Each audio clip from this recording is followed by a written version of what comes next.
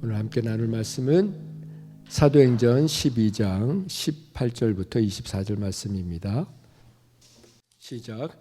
나리샘의 군인들은 베드로가 어떻게 되었는지 알지 못하여 적지 않게 소동하니 헤롯이 그를 찾아도 보지 못하매 파수꾼들을 신문하고 죽이라 명하니라.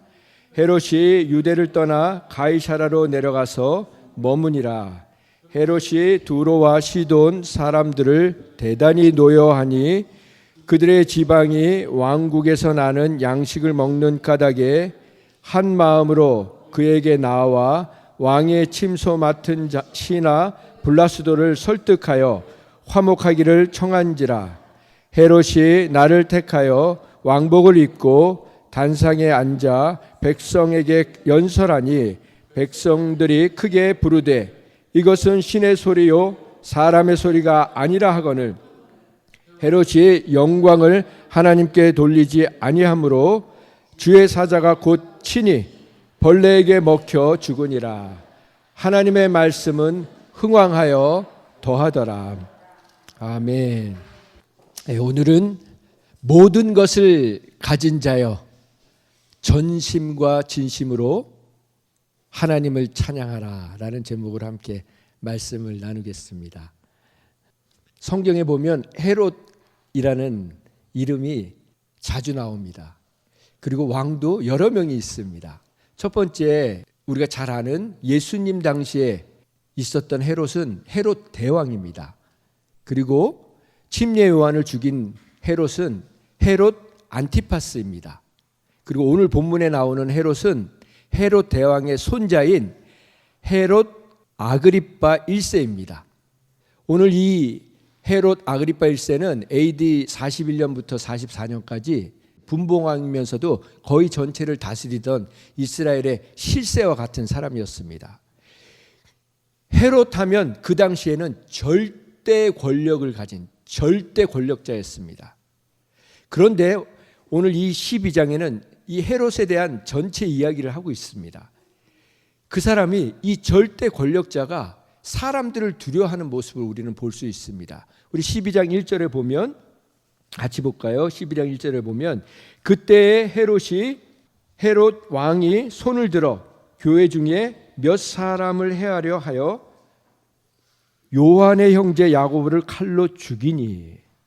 헤롯이 12제자 중에 한 명인 요한의 형제 야고보를 죽였습니다. 그러니까 3절에 보면 유대인들이 이 일을 기뻐했다고 말하고 있습니다. 그것을 보고 이제는 베드로도 잡아 넣어야겠다.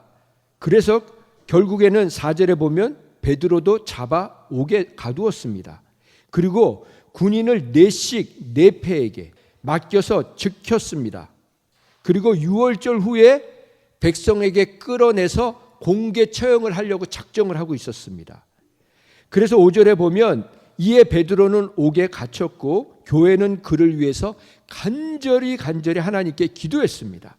6절 말씀에 보면 헤롯이 잡아내려고 하는, 그러니까 이제 잡아내서 죽이려고 하는 그 바로 전날 밤에 무슨 일이 일어났습니까? 베드로가 두 군인 틈에서 쇠사슬에 묶여가지고 잠이 들어 있었습니다. 그런데 7절 말씀에 호련히 갑자기 천사가 나타난 겁니다. 천사가 나타나서 그 베드로의 옆구리를 쳤습니다. 그리고 급히 일어나라. 어서 일어나라. 그리고 그 순간 어떻게 됐습니까? 쇠사슬이 그의 손에서 벗어졌습니다. 천사가 벗겨준 게 아니고 쇠사슬이 그냥 벗겨졌습니다. 그리고 나서 8절에 천사가 이르되 띠를 띠고 신발을 신으라. 겉옷도 입으라. 베드로가 따라 했습니다. 그런데 9절에 보면 베드로가 그렇게 막 따라서 나가는데, 천사를 따라서 옥을 나가는데 천사가 지금 와서 자기를 돕는 게 생시인지 꿈인지 이게 사실인지 알지 못했다는 것입니다. 환상을 보고 있는지 그냥 비몽사몽간에 천사를 따라서 나간 겁니다. 그런데 10절에 보면 첫째 파수를 지나, 이 경비병을 얘기하는 거죠. 경비병을 지나고 두 번째 경비병을 지나고 그 다음에는 마지막 쇠문, 이 철장문, 그냥 문도 아니고 아주 강철로 되어 있는 그 문이 문 앞에 딱 이른 겁니다. 그런데 어떻게 됐습니까? 10절에 보면 그 문이 저절로 열리는지라. 저절로 열렸습니다.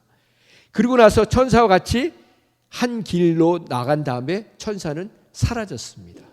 그때야 11절에 보면 그때야 베드로가 정신이 들어서 이제야 참으로 하나님께서 천사를 보내셔서 나를 죽이려고 하는 그 헤롯의 손과 유대 백성들의 기대라는 것은 다른 기대가 아니고 베드로를 죽일 기대, 그 기대에서 벗어나게 하셨구나라는 걸 이제야 깨달았다는 것입니다. 그리고 나서 깨닫고 나서 어디로 갔냐면 어디로 숨은 게 아니고 마가라 하는 요한의 어머니 마리아 집에 갔습니다. 여기서 마가는 마가복음을 쓴 마가를 얘기합니다. 그리고 이 마가의 집은 어떤 집이냐면 예수님이 12제자와 함께 최후의 만찬을 하신, 주의 만찬을 하신 그 집입니다. 그리고 예수님이 승천하시고 50일 후에 성령이 불같이 임한 오순절 마가의 다락방이 바로 이곳입니다. 이곳에서 다시 모여서 믿음의 사람들이 베드로의 추록을 위해서 기도하고 있었던 것이죠. 그래서 베드로가 거기에 가서 17절을 보면 베드로가 그들에게 손짓하여 조용하게 하고 다 놀라니까 조용히 하라고. 그런 다음에 주님께서 자기를 어떻게 감옥에서 나오게 하셨는지를 다 설명해 주고 나서 여기에 또 야고보가 나오죠. 이 야고보는 참 죽임을 당한 야고보가 아니고 예수님의 동생, 초대 이스라엘 교회의 지도자가 되었던 그 야고보를 얘기하는 겁니다. 그 야고보와 형제들에게 이 말을 전하라고 부탁하고 다른 곳으로 떠납니다. 이게 오늘 본문의 배경입니다. 그러고 나서 날이 새니까 베드로는 사라지고 18절에 군인들은 베드로가 어떻게 되었는지 알지 못하여 적지 않게 소동을 일으켰다는 것입니다. 지금 감옥에서는 난리가 난 것입니다. 그렇게 4명의 4개조씩 편성을 해서 가장 강력하게 베드로를 지키고 그 다음에 쇠사슬까지 묶어서 양쪽에 한 명씩 자고 있었는데 그 베드로가 감쪽같이 사라진 것입니다. 그래서 19절에 헤롯이 그를 찾았다는 것입니다. 베드로를 찾았다는 것입니다. 군인들을 풀어서 샅샅이 찾아보았으나 찾지 못했다는 것입니다. 그래서 결국에는 이 경비병들을 얼마나 매섭게 신문했겠습니까? 결국에는 경비병들이 아무것도 모르지 않았습니까? 아무것도 못 보지 않았습니까? 이들을 사형에 처하게 하고 헤롯은 유대를 떠나 가이사라로 내려갔습니다. 이 메시지 성경에는 이 부분을 헤롯이 유대를 떠나 가이사라로 내려갔다는 이 부분을 이렇게 번역을 했어요. 이 일이 있은 뒤 유대와 유대인들이 지긋지긋해진 헤롯은 가이사라로 휴식을 취하러 갔다. 제가 이 글을 읽으면서 말씀을 읽으면서 그런 생각이 들었어요. 헤롯이 유대인들과 유대인 사람들에게 마음을 환심을 사려고 이 일을 했다가 결국엔 아무 일도 이루지 않고 지긋지긋한 마음으로 거기를 떠났다는 거예요. 왜 헤롯이 지긋지긋한 마음이 들었을까요? 유대인들에게 사랑하지 않았기 때문에, 통치자이지만 사랑이 없었기 때문에 지긋지긋해진 겁니다. 그러면서 저는 그런 생각이 들었습니다. 여러분 같이 사시는 분들과 지긋지긋하십니까? 아니면 처음 만난 날처럼 날마다 새로우십니까? 날마다 새롭고 날마다 설레고 기대가 있고 여러분의 인생이 그런 인생 되길 바랍니다. 누구를 만나도 하나님께서 새 마음을 부어주시면, 우리 이상의 성도님이 그러세요. 옛날 일들을 잘 생각이 안 나시잖아요. 그래가지고 저희가 매주 모시러 가면 늘 새로운 마음으로 이렇게 저희들을 맞아주세요. 얼마나 복됩니까? 우리의 인생이 날마다 누구를 보든 누구를 대하든 이렇게 주님의 마음으로 대하면 새로운 마음으로 새롭게 대할 수 있을 줄 믿으시기 바랍니다. 그리고 여기 보면 오늘 12장 1절에 뭐라고 시작했습니까? 야고보를 헤롯이 죽였어요.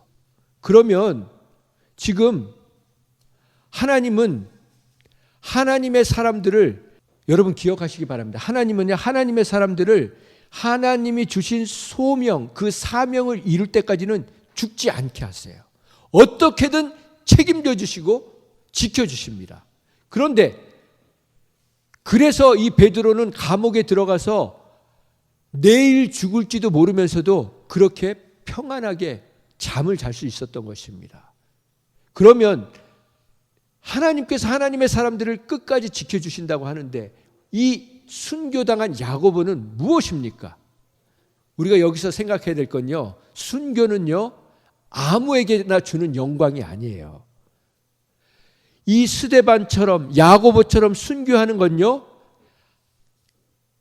영원히 별과 같이 빛나는 축복을 베풀어 주시는 것입니다. 그런 존재가 되게 해주시는 것입니다. 그래서 우리는 이렇게 고백할 수 있어야 돼요. 살아도 주를 위해, 죽어도 주를 위해, 사나 죽으나 주님의 영광을 위해서 사는 존재가 되어야 하는 것입니다. 그런데 반면 이 당대 이 실세 최고의 권력자였던 헤롯은 어땠을까요? 얼마나 자존심이 구겨졌겠습니까? 자기가 직접 지시를 내려서 그 특수부대와 같은, 특별부대와 같은 사람들을 동원시켜서 지키게 했는데 감쪽같이 사라졌잖아요, 베드로가. 그리고 얼마나 두려웠겠습니까? 베드로가 어떤 존재이길래 하나님께서 이를 그렇게 빼가셨을까? 이때 헤롯은 깨달았어야 됩니다. 야고보를 죽이듯이 다시는 예수님을 믿는 사람들을 핍박하며 죽여서는 안 된다는 것을 깨달았어야 됐죠. 그리고 돌이켰어야 됐죠. 그러나 그는 그것을 깨닫지 못하고 오늘 우리가 본문을 본 것처럼 벌레에게 먹혀서 죽는 신세가 되고 말았습니다. 20절 말씀을 같이 볼까요? 20절 말씀 시작. 헤롯이 두로와 시돈 사람들을 대단히 노여하니 그들의 지방이 왕국에서 나는 양식을 먹는 까닭에 한 마음으로 그에게 나와 왕의 침소 맡은 신하 블라스도를 설득하여 화목하기를 청한지라. 그 당시에 이 두로와 시돈은 해변가의 지역입니다. 그리고 헤롯이 다스리던 갈릴리와 사마리아 지역에서 이 곡식을 갖다가 먹었어요. 그 지역은 바닷가 지역이어서 농사가 잘 안 되는 곳이었습니다. 그런데 이 사람들이 헤롯의 노여움을 샀다는 거예요. 미움을 샀다는 것입니다. 그래서 결국에는 이 사람들이 헤롯의 마음에 들지 않으면 먹고 살 수가 없는 지경에 되어버린 거예요. 그래서 지금 한 마음으로 그에게 나왔다는 것은 헤롯이 주는 양식을 먹는 까닭에 사람들, 리더들을 모아가지고 헤롯에게 간 거예요. 그 중에 가장 영향력이 있는, 헤롯에게 영향력이 있는 신하 중에 한 명인 이 블라스도에게 헤롯을 만날 수 있게 해달라고 부탁을 한 겁니다. 저는 여기서 말씀을 준비하면서 또 한 가지 엉뚱한 생각이 하나 났어요. 여기 지금 노여한다고 하지 않았습니까? 우리가 신앙생활을 하면서 살면서 이 미움, 다툼, 분노는요 영적인 데미지가 아주 큽니다. 우리가 누굴 미워하면 기도가 막혀요. 누구하고 싸우면요 기쁨을 빼앗기고 영적인 축복들을 빼앗깁니다. 그래서 우리는요 빨리 용서하고 빨리 용서를 구하고 빨리 원상 복귀하는 것을 훈련을 해야 됩니다. 자, 그 다음에 21절을 보면은 헤롯이 날을 택하여, 무슨 날이냐면 이 사람들을 만나기로 한, 두로와 시돈 사람들을 만나기로 한 그날을 정한 다음에 그날이 되어서 왕복을 입고 그 사람들 앞에 나타났습니다. 그리고 단상에 앉아서 그 백성들에게 일장 연설을 하는 겁니다. 무슨 연설을 하는 겁니까? 왜 왕복을 입었습니까? 나는 왕이야. 나는 너희들의 왕이야. 라고 잔뜩 허세를 부리면서 그 사람들 앞에 연설을 하고 있었습니다. 그런데 거기에 모인 백성들이 뭐 했습니까? 크게 부르짖으며 뭐라고 얘기했습니까? 이것은 신의 소리요 사람의 소리가 아니라고 얘기를 했습니다. 무슨 얘기입니까? 지금 이 두로와 시돈에서 온 사람들이 먹고 살기 위해서 아부와 아첨을 하고 있는 것입니다. 그리고 헤롯은 단 한 번도 하나님께 영광을 돌리지 않는 모습을 보여주고 있습니다. 그래서 23절 말씀 같이 읽어볼까요? 23절 시작. 헤롯이 영광을 하나님께 돌리지 아니하므로 주의 사자가 곧 친히 벌레에게 먹혀 죽으니라. 이 역사학자 요세푸스라는 사람이 있습니다. 이 사람은 믿음의 사람은 아닙니다. 일반 사람이었어요. 그런데 이 사람이 기록한 기록에 보면 이 헤롯 아그리파 1세가 백성들 앞에서 연설을 하다가 갑자기 복통이 일어난 거예요. 급성 복통이 일어나가지고 결국 며칠 후에 죽은 것을 기록하고 있습니다. 그러니까 이게 성경에만 기록되어 있는 게 아니고 일반 역사학자가 기록하고 있는 내용이 이 성경에 지금 기록되어 있는 거예요. 그런데 여기서 지금 중요한 말이 나옵니다. 뭐냐면 헤롯이 하나님께 영광을 돌리지 않았다고 나와 있어요.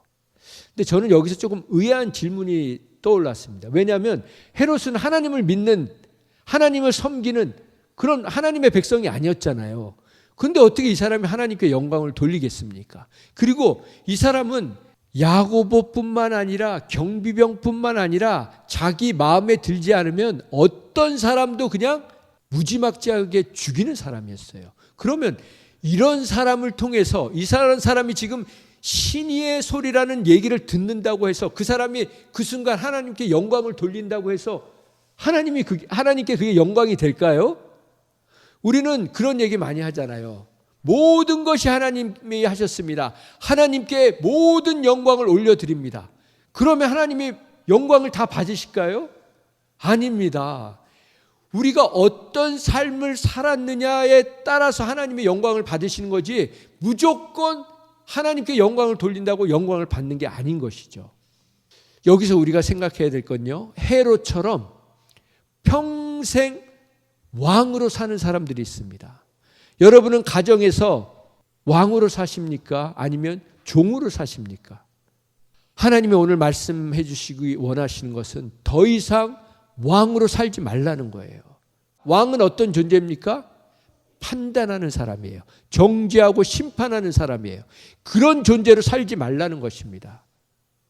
지금 헤롯이 결국엔 벌레에 먹혀서 죽었잖아요. 신의 소리다, 신의 소리다 했던 그 사람들이 이 벌레의, 하찮은 벌레의 밥이 되어 죽은 헤롯을 보면서 얼마나 자신들의 말이 부끄러웠겠습니까? 이것을 메시지 성경에는 뼛속까지 부패하고 비루한 헤롯이었다, 그렇게 말을 하고 있습니다. 비루하다는 건요, 성질이나 행동이야 천박하다는 거예요. 지저분하고 더럽다는 거예요. 평생 그렇게 헤롯은 살았다는 것입니다. 그런데 여기서 지금 영광은요, 성경에 두 가지 단어로 되어 있어요. 글로리라는 단어와 프레이즈, 찬양이라는 단어로 되어 있어요. 우리 인간은 하나님 앞에 영광을 돌리는 존재로 하나님이 우리를 선택하셨습니다. 우리 같이 이사야 43장 21절 말씀 읽어볼까요? 시작. 이 백성은 내가 나를 위하여 지었나니 나를 찬송하게 하려 함이라. 하나님은 하나님의 영광을 위하여, 하나님을 위해서 우리를 지으셨고 하나님을 찬양하도록 우리를 지으셨습니다. 그런데 우리가 생각해야 될 것은 하나님은요, 우리 인간처럼 칭찬을 받거나 인정을 받거나 그런 거를 원하시는 분이 아니세요. 그러면 왜 하나님께서는 하나님께 영광을 돌리게 하고 하나님께 찬양을 올려드리라고 할까요? 그게 우리가 하나님을 찬양하고 하나님을 칭찬해드리고 영광을 올려드린다고 그게 하나님 앞에 영광이 돼서가 아니고요, 우리에게, 궁극적으로 우리에게 유익이 되기 때문이에요. 인간은 하나님을 찬양하고 하나님께 영광을 올려드릴 때 기쁨을 누리게 되는 거예요. 우리의 영이 살아납니다. 우리가 하나님을 찬양할 때 기쁨이 회복되고 영이 살아나고 영이 치유가 되고 영이 강해지고 영이 담대해지고 우리의 영이 온유해지고 겸손해집니다. 그래서 우리가 하나님을 찬양하라고 하는 것입니다. 그런데 우리가 하나님을 찬양하지 않고 많은 사람들은 나를 찬양해요. 내가 찬양받고 내가 인정받기를 원해요. 그런 사람은요, 끝없는 갈등과 갈증 속에 살다가 결국엔 이렇게 헤롯처럼 허무하게 죽고 맙니다. 그래서 우리는 매사에 하나님을 전심으로 진심으로 찬양해야 된다는 것입니다. 그럼 우리가 언제 찬양합니까? 이렇게 예배할 때, 찬양할 때, 기도할 때, 이 모든 것이 하나님께 영광을 돌리는 것입니다. 그래서 여러분 하나님 앞에 감사할 때는요, 아주 작은 것, 사소한 것까지 구체적으로 감사하셔야 돼요. 저를 따라서 해보시겠어요? 감사할 때는, 찬양할 때는 아주 작은 것도, 아주 작아 보이는 것도, 사소해 보이는 것도 구체적으로, 진심으로, 전심으로 감사하자. 여러분, 그게 오병이어의 기적의 원리예요. 보리떡 2개, 물고기 5마리가 또 거꾸로 했네요. 저는 맨날 이거 거꾸로 해요. 보리떡 5개, 물고기 2마리인데 맨날 이게 틀려요. 바뀌면 어떻고 안 바뀌면 어떻습니까? 그 작은 것 갖고도 예수님은 구체적으로 감사했다고요. 이게 바로 기적을 누리는 삶의 비결인 것입니다. 그래서 여러분, 우리가 누구에게 음료수를 한 잔만 대접받아도 진심으로 한번 감사해 보십시오. 그런 사람은요, 더 주고 싶어요. 정말 이렇게 아무것도, 내가 그냥 이렇게 별로 마음도 아닌데, 쓸 것도 아닌데, 그런 분들이 있잖아요. 좋은 거는 뒤에다 숨겨놓고, 그냥 줘도 그만, 아닌 거 그만, 그런 거 주는 분들이 있잖아요. 근데 그런 분들이 주는데 감사하게 받아보세요. 그러면요, 그분이 회개하세요. 그리고요, 안 주려고 했던 것 같이 꺼내서 준다고요. 이게 바로 하나님을 찬양하고 감사하는 자들에게 하나님이 주시는 은혜입니다. 그래서 여러분, 이따가 우리가 항상 예배 끝나고 말씀 나누잖아요. 말씀 받은 거, 은혜 받은 거. 그러면 오늘 은혜 못 받으셨으면 일주일에 한 번은 은혜 받으셨을 거 아니에요. 그걸 나누셔야 돼요. 입을 열어서 나누셔야 돼요. 그걸 나누시면요, 하나님이 더 크게 역사하실 줄 믿으시기 바랍니다. 예수님이 오병이어 기적을 어떻게 하셨을까요? 예수님이 기도하자마자 마치 우리가 어렸을 때 본 뻥튀기처럼 그 조금만큼 강냉이 몇 개 넣었는데 이만큼 뻥 하고 터졌을까요? 아니에요. 예수님이 기도하시고 나서 그대로 했어요. 그대로. 물고기 2마리, 보리떡 5개가 그대로였다고요. 근데 예수님이 예수님 손에서 띄어서 주실 때마다 계속해서 이게 나오는 거예요. 우리가 믿음으로 뛰면요, 그때 즉시 역사를 하시는 거예요. 무슨 뻥튀기가 하늘에서 막 갑자기 기도하니까 막 5,000명 먹는 막 고기가 떨어진 게 아니라고요. 그래서 우리는요, 작든지 사소하든지 계속해서 믿음의 고백을 해야 돼요. 그 고백을 통해서 내가 먹을 게 생기고 다른 사람을 먹일 게 생기고 그리고 풍성하게 먹고 12방울이나 남았다고 하지 않았습니까? 여러분, 오늘 뭐 하셔야 되는 날이에요? 내 작은 믿음의 고백을 통해서 다른 사람을 먹여야 되는 날입니다. 그 음식을 먹고 우리가 서로 배부르고 하나님을 찬양하는 복된 시간이 될 줄 믿습니다. 24절 말씀 같이 읽어볼까요? 시작. 하나님의 말씀은 흥왕하여 더하더라. 여기서 흥왕하다는 것은요, 영어로 보면 grow하다는 거예요. 자라나고 커지고 성장하고 번성하고 늘어나는 것을 흥왕하다고 합니다. 여러분에게 하나님의 말씀이 지금 흥왕합니까? 자라나고 있습니까? 열매를 맺고 있습니까? 60배, 100배 열매를 맺고 있습니까? 다른 지체들을 먹이려고 하는 사람에겐요, 하나님이 이 영적인 양식을 이렇게 흥왕하게 부어주시는 거예요. 가장 복된 인생은요, 하나님의 말씀이 날마다 이루어지는 것을 경험하는 거예요. 구하라 그리하면 주실 것이요, 찾으라 그러면 찾을 것이요, 두드리라 그러면 열릴 것이라고 하셨잖아요. 너희는 먼저 주의 나라와 의를 구하라 그리하면 이 모든 것을 너희에게 더하시리라. 이런 말씀이 내 삶 가운데 이루어지는 것이, 그게 바로 복된 인생이라는 것입니다. 우리가 기억을 해야 돼요. 성령 충만. 여러분, 성령 충만한 사람은 결국 성령 충만은 말씀 충만이에요. 말씀이 충만할 때 하나님의 놀라운 역사가 일어납니다. 그런데 제가 주중에 글 보내드렸잖아요. 성령 충만한 모습은 어떤 모습이냐면 연합하고자 하는 모습이에요. 하나 되고자 하는 모습이에요. 뜨겁게 사랑하고자 하는 모습이 성령 충만한 모습입니다. 그러니까 우리가 말씀은 열심히 보는데, 기도는 열심히 하는데, 말씀은 주구장창 하는데 하나 되고자 하는 마음은 없고 혼자 헤롯처럼 잘나고자 하는 마음, 이건 성령 충만한 모습이 아닌 거죠. 성령 충만한 모습은요, 어떻게든 하나 될 수 없는 사람들끼리 하나 되려고 하는 모습입니다. 그런 사람만이 이 땅에서 하나님이 주시는 진정한 행복을 누리면서 살 수 있는 거예요. 그래서 우리 함께 저를 따라서 해보시겠어요? 무엇보다도 뜨겁게 사랑할지니 사랑은 허다한 죄를 덮느니라. 멋지지 않습니까? 여러분, 뜨겁게 사랑한다는 건 다른 게 아니고요, 그 사랑으로 모든 죄를 덮어버리는 거예요. 허물을 덮어주는 거예요. 여러분, 그래서 우리가 뜨겁게 사랑하려면요, 첫 번째, 감정을 다스릴 수 있어야 돼요.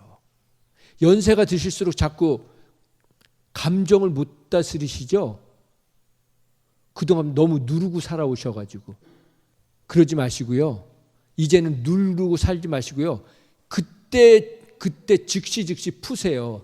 그게 푼다고 해서 막 이렇게 성질 내시라는 게 아니고요, 하나님 앞에 감사로 푸시라고요. 우리가 감정의 기복이 있다는 건요, 죄송하지만 미숙하다는 거예요. 미성숙하다는 거예요. 우리는요, 계속해서 성장해야 됩니다. 성숙해야 돼요. 이 감정을 다스릴 때 우리는 성숙해지고 성장합니다. 영적인 성숙과 성장은요, 우리의 감정을 다스릴 때 일어나는 거예요. 두 번째로, 우리가 뜨겁게 찬양하려면요, 끊임없이 하나님을 찬양하시기 바랍니다. 사탄은요, 하나님 찬양하는 걸 너무나 싫어해요. 그래서 찬양을 노래 잘 부르는 사람들의 전유물로 둔갑을 시켜가지고 많은 사람들의 입을 닫아버렸어요. 죽을 때까지 찬양을 멈추지 마시기 바랍니다. 여러분이 찬양하지 않으면 돌들이 찬양할 거예요. 그래서 우리는 기억해야 됩니다. 이 작은 예배당에서 몇 명 되지도 않는데 소리를 지르면서 예수가 그리스도라고 찬양을 한다고 무슨 일이 일어나느냐? 아니에요. 하나님은요, 그런 사람들을 통해서 역사를 이끌어 오셨어요. 바울과 실라가 매를 맞고 감옥에 갇혔어도 주님을 찬양할 때 하나님이 역사하시지 않았습니까? 말씀을 마무리하겠습니다. 여러분, 기억하세요. 하나님의 말씀은요, 여러분이 믿든 믿지 않든 성취되게 돼 있어요. 이루어지게 돼 있다고요. 그러면 이왕이면 하나님의 말씀을 믿어서 그게 내 삶 가운데서 이루어지는 게 좋지 않겠습니까? 말씀이 내 안에 살아있는 사람은요, 삶이 달라요. 그런 사람들은 오늘 우리가 고백한 것처럼 모든 것을 가진 자라고 고백하며 사는 자입니다. 모든 것을 가진 자는요, 이 헤롯 왕처럼 왕권을 가진 사람이 모든 것을 가진 자가 아니라 하나님을 아버지라고 부르는 자가, 예수님을 내 주님이라고 부르는 자가 모든 것을 가진 자입니다. 그런 사람들은요, 하나님이요 진정한 기적을 경험하게 해주세요. 진정한 기적은요 내가 변하는 거예요. 내 입술에서 하나님, 나는 모든 것을 받은 자입니다. 모든 것을 가진 자입니다. 이 고백이 진심으로 터져 나오는 사람이 기적을 누리고 있는 사람들인 것입니다. 하나님께 전심으로 진심으로 찬양과 영광을 안 드리는 사람은요 점점 영이 병들어가요. 죽어갑니다. 그러나 진심으로 하나님을 찬양하고 예배하고 경배하는 자는요 영이 살아납니다. 찬양하고 고백할 때마다 영이 치유가 일어나고 회복이 일어납니다. 강건해집니다. 그래서 오늘 저는 말씀의 제목을 모든 것을 가진 자여 전심으로 진심으로 하나님을 찬양하라고 정한 것입니다.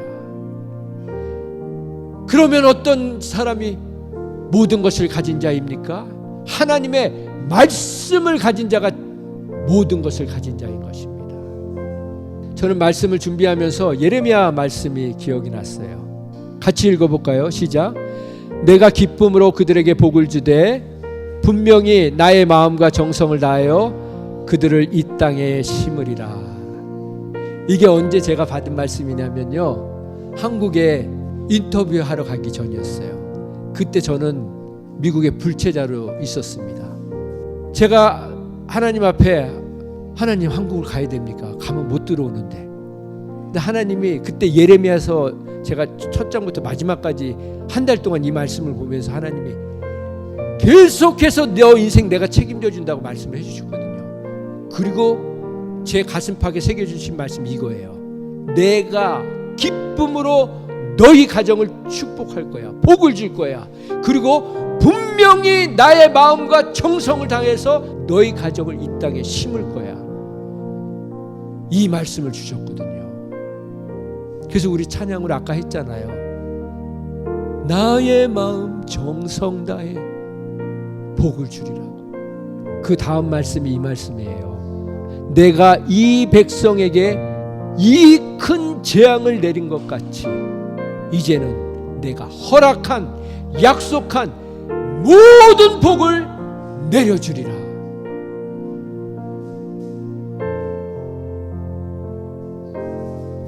저는 그때 이후로요 기적과 같은 삶을 살았습니다.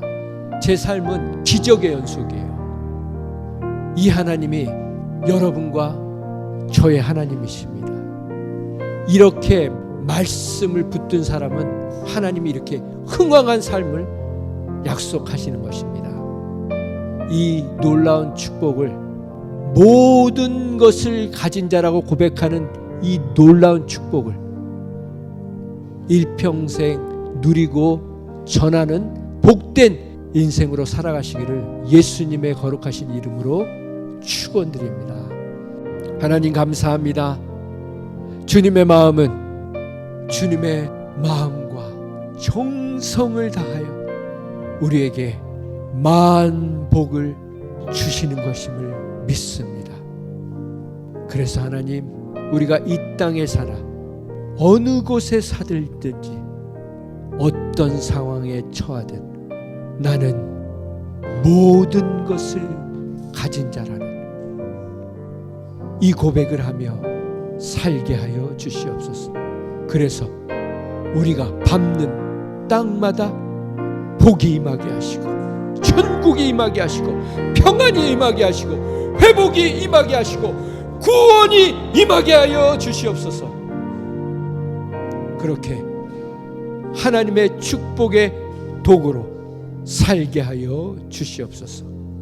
이제는 우리에게 만복을 아낌없이 쏟아부어 주신 하나님 아버지의 극진하신 사랑과 그 사랑의 통로가 되셔서 자신의 육신을 주시기까지 우리를 사랑해 주신 예수 그리스도의 극진하신 사랑과 그 사랑 깨닫게 해주시기 위해 우리 한 사람 한 사람의 발걸음을, 인생을 여기까지 인도해 오신 성령님의 극진하신 사랑이 남은 인생 말씀을 가진 자이기에 내가 모든 것을 가진 자라고 고백하며 전심으로 진심으로 일평생 하나님을 찬양하며 하나님께 영광 돌리며 살기로 작정한 심령 위에 지금부터 영원토록 함께해 주시기를 예수님의 거룩하신 이름으로 축원드립니다.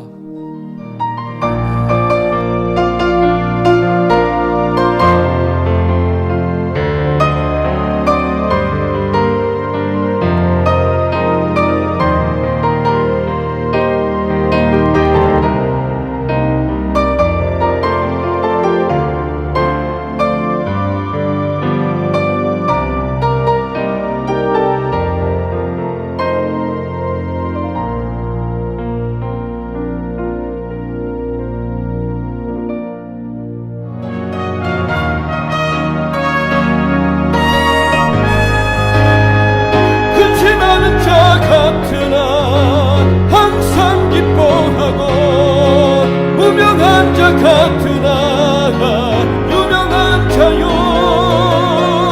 가난한 자 같으나 많은 사람을 부욕해 하고 아무것도 없는 자 같으나 모든 것 가진 자로다.